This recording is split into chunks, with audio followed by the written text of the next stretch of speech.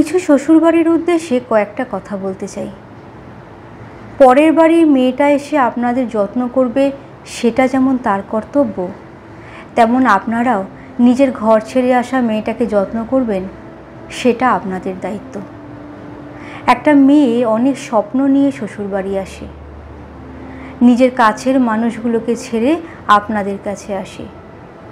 তাই তার হাসির আড়ালে লুকানো কষ্টটা আপনাদেরকেই বুঝতে হবে। কথায় কথায় কী শিখে এসেছো বাপের বাড়ি থেকে, কি শিখিয়েছে তোমার মা বাবা, এই কথাগুলো বলবেন না। সে কিন্তু সব কিছু শিখে আপনাদের বাড়িতে ফাইনাল পরীক্ষা দিতে আসেনি। সে এসেছে নিশ্চিন্তে জীবন কাটাতে, সে এসেছে ভালো থাকতে। আপনাদের এই ব্যবহারগুলোর জন্যই একটা মেয়ে আপনার বাড়িকে নিজের বাড়ি বলে ভাবতে পারে না।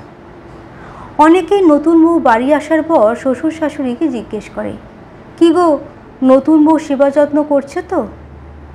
একবারও জানতে চায় না যে তোমরা পরের বাড়ির মেয়েটাকে যত্ন আত্তি করছো তো? বেশিরভাগ বাড়িতেই দেখা যায় ঘরের বউটি সব সময় ভয়ে তটস্থ হয়ে থাকে, যাতে তার কোনো ভুল না হয়ে যায়, যাতে তার বাবা মা তুলে কেউ কথা না বলতে পারে, যাতে কেউ তার শিক্ষার দিকে আঙুল না তুলতে পারে।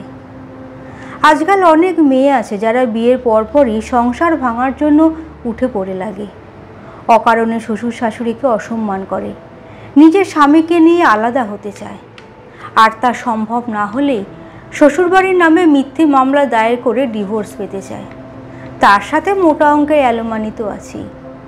কিন্তু এরকমও অনেক মেয়ে আছে যারা নিজের সবটুকু উজাড় করে দিয়ে সংসারটাকে আপন করে নিতে চায়। দু চোখে অনেক স্বপ্ন নিয়ে শ্বশুরবাড়ির সবাইকে আপন করতে চায়, নিজেও ভালো থাকতে চায়। ফলস্বরূপ জোটে শুধুই অবহেলা, অসম্মান আর অনাদর। বিয়ের পর একটা মেয়ে যখন শ্বশুরবাড়িতে পা রাখে, তখন আত্মীয় স্বজনরা জানতে চায়, কি গো, মেয়ে বাপের বাড়ি থেকে কি কি আনলো? তারা এটা বোঝে না যে একজন বাবা তার প্রাণপ্রিয় সব থেকে দামি জিনিসটাই এই বাড়িতে পাঠিয়েছে। যাকে জন্ম থেকে তিল তিল করে বড় করেছে, তার থেকে দামি আর কি হতে পারে? একটা ছেলে দোষ করলে তার দায় যেমন বাকি ছেলেদের নয়, তেমনি একটা মেয়ের দোষের শাস্তিও যেন অন্য মেয়েরা না পায়। সব মেয়েরাই কিন্তু ঘর ভাঙতে শ্বশুর বাড়ি যায় না, কেউ কেউ ঘর গড়তেও যায়। অন্তত দিনের শেষে সেই মেয়েগুলো যেন অত্যাচারিত না হয়, তারা যেন তাদের প্রাপ্য সম্মানটুকু পায়। সমাজের কাছে এইটুকুই বিনতি। কলমে মণিরায় ঘোষ, কণ্ঠে শ্রীপর্ণা।